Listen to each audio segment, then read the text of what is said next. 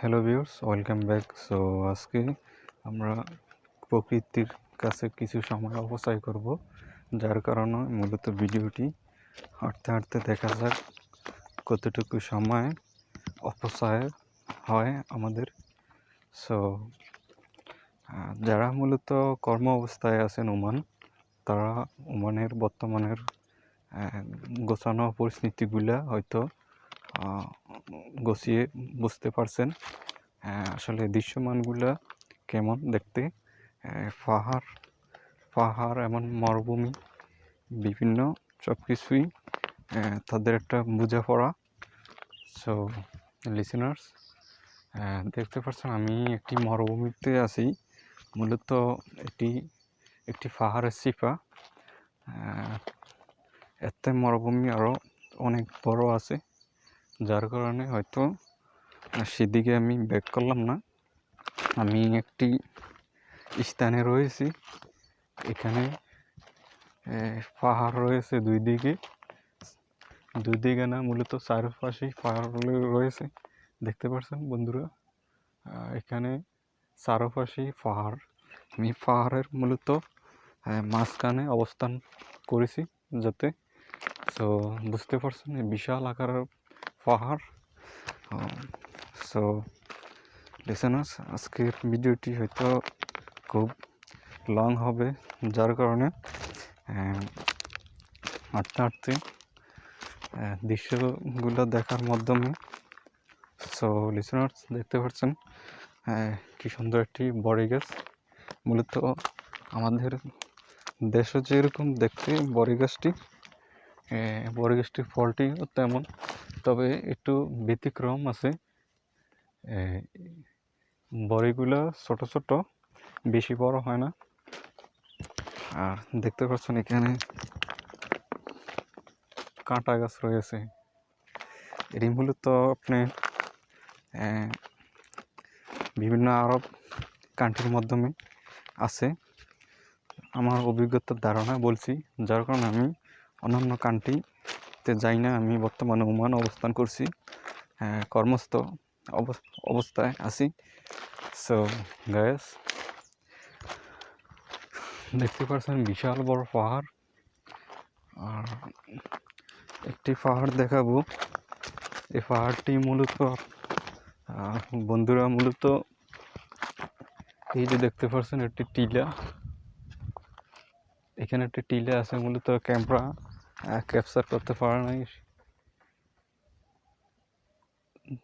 So guys, দেখতে পাচ্ছেন টিলা রয়েছে এখানে। মূলত ওমানি মারা গেলে কবর দেওয়া হয় এত উঁচু পাহাড়ের মাধ্যমে। হয়তো আপনাদের মনে প্রশ্ন জাগতে পারে যে আসলে পাহাড়ের উপরে কেন মানুষ কবর দেয়। কারণ তাদের এটা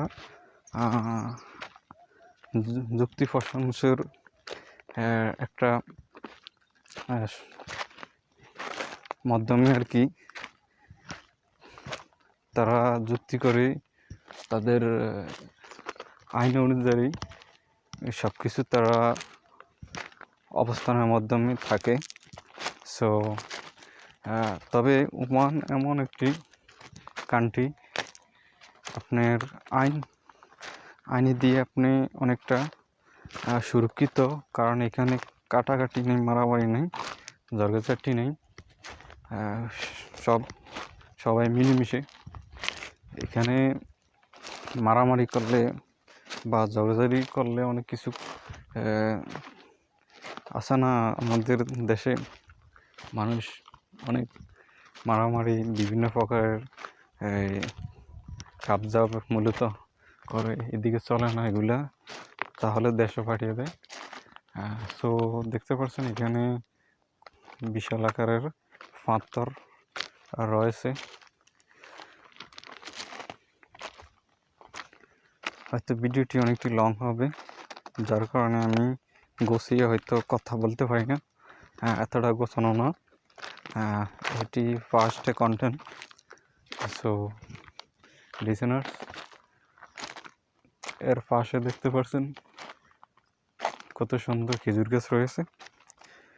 মূলত এখন তারা খেজুরের ওই বাগ্গা বা ডোগা বলে আমাদের বাংলাদেশে, হয়তো ভাষায় আমি বাংলা ভাষাই বলছি। আমাদের বাঙালি ভাষা অনুযায়ী এগুলো এখন সাফসাফি করে পরে খেজুরের ফলন আসবে, যার কারণে সো দেখতে পাচ্ছেন এই কথা বলতে বলতে আমি পাহাড়ের চিপার কাছাকাছি চলে আসছি। সো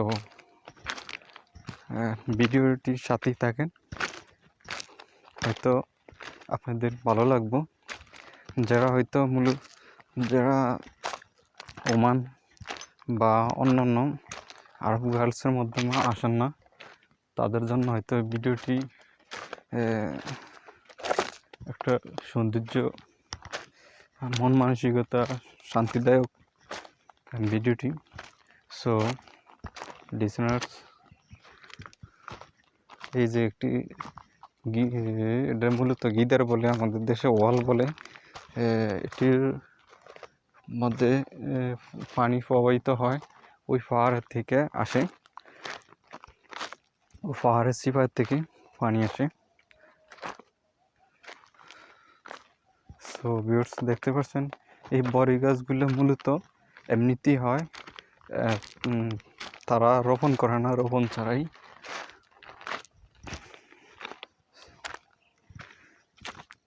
বড়ি গাছ শুধু একটা না দুইটা না, অনেক বড়ি গাছ রয়েছে, যার কারণে দেখতে পাচ্ছেন।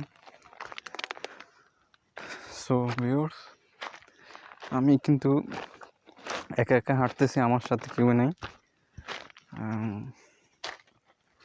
সো দেখতে পাচ্ছেন এখানে কিছুটা হলে আপনাদেরকে পানির প্রবাহিত কিছুটা ভিডিওর মাধ্যমে হয়তো দৃশ্যমান হয়ে উঠছে। সো দেখতে পাচ্ছেন পানি প্রবাহিত এই পাথর থেকে। সো লিসেনার্স, আর ভিডিওটি বেশি লম্বা করব না, পরবর্তীতে আরেকটি ভিডিও চেষ্টা করব দেখানোর জন্য আপনাদের জন্য। সবাই ভালো থাকেন।